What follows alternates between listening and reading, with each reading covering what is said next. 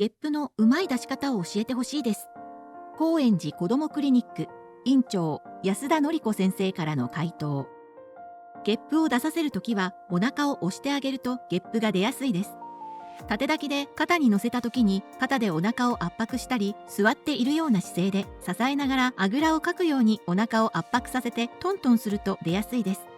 ただし胃の形は人によって違うので、もともと出にくい子もいます。また上手に育児のお悩み募集中。プレミアムプランに登録すると育児の専門家による子育て教室をいつでもどこでも見られます。ベビーケアプラス。